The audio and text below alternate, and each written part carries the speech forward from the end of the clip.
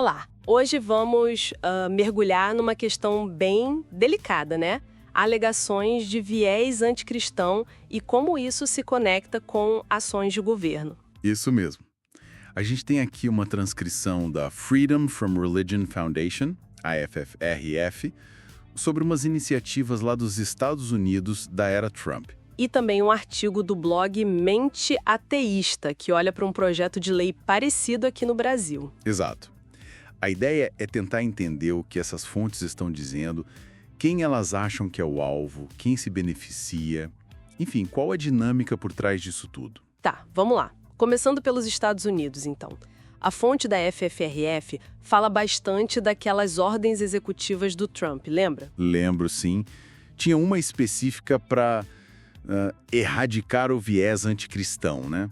Criaram até uma força-tarefa no Departamento de Justiça para isso. Pois é, e a análise da FFRF sugere que isso meio que alimenta uma narrativa de perseguição vinda de setores mais nacionalistas cristãos. E o ponto-chave do argumento da FFR, que eu achei bem interessante, é que esse tal viés, muitas vezes, seria na verdade uma reação.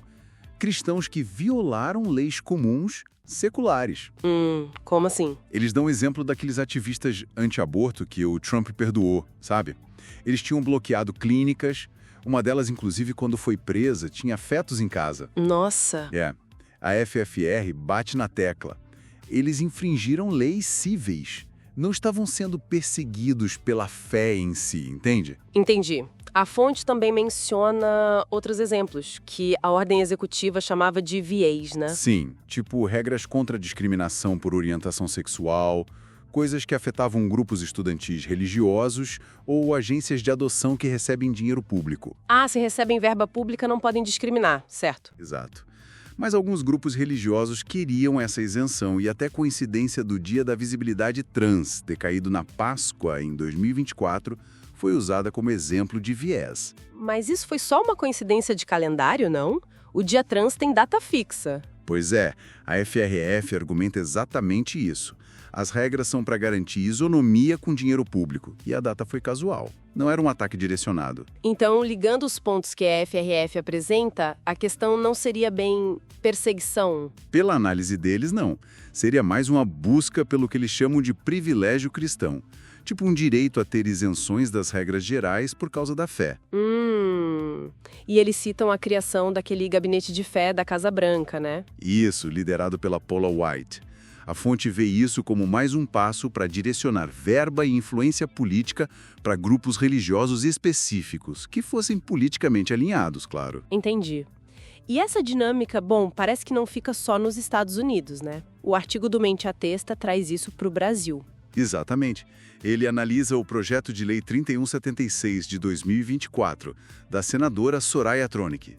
A proposta é aumentar penas para crimes perto de locais religiosos. A princípio, parece uma medida de proteção à liberdade religiosa, não? Parece, mas a crítica principal do artigo é que essa lei, como está escrita, ignora um pouco os dados oficiais.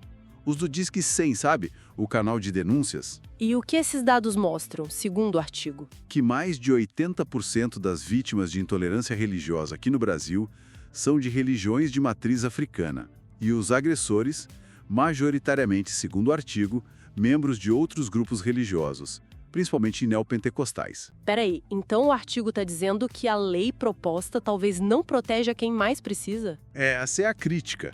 O artigo descreve o que eles veem como uma inversão. Tipo, críticas a figuras religiosas famosas, como o Frei Gilson que eles mencionam, viram intolerância. Quando alguém critica uma figura pública religiosa. Isso. Rapidamente se enquadra como intolerância e aí surgem propostas de lei. Mas o artigo argumenta os ataques físicos mesmo, tipo apedrejar terreiros, que são a realidade da intolerância para muitos, ficam meio de lado. Entendi. O artigo até cita o Bertrand Russell, né? Falando que muitos conflitos históricos foram entre religiões. Exato. E aí levanta aquela questão, né? Essas propostas, na prática, acabam protegendo mais quem já tem poder, quem já tem influência, tipo as instituições cristãs. E ignoram as desigualdades e a violência que outros grupos sofrem. É o que o artigo sugere. E que às vezes usam o ateísmo ou a crítica genérica à religião como um bode expiatório para desviar o foco desses conflitos internos ou dessa busca por tratamento especial. Então, juntando tudo, o que essas duas fontes, uma dos Estados Unidos, outra do Brasil, parecem sugerir? Existe um padrão aí? Olha, o padrão que elas apontam é esse: a retórica do viés anticristão sendo usada para justificar medidas que, na análise delas, acabam reforçando quem já é dominante. Ou desviando o foco da intolerância mais violenta que atinge minorias. Exato. O argumento de fundo, tanto da FFRF quanto do mente ateísta, é que talvez o foco devesse ser menos em proteger a religião majoritária de críticas ou das leis comuns. E mais em garantir a segurança e os direitos das minorias religiosas que são historicamente mais atacadas, né? E, claro, manter o Estado neutro. Isso. Elas sugerem que essa conversa sobre perseguição pode ser uma ferramenta política para conseguir tratamento diferenciado, um privilégio. Bom, recapitulando então. A gente viu fontes que questionam essa narrativa de viés anticristão nos Estados Unidos e aqui. Elas argumentam que isso pode, na verdade, ser uma busca por privilégios ou uma forma de tirar o foco dos verdadeiros alvos da intolerância. Exato. E fica uma reflexão final, né? Baseada no que essas fontes discutem.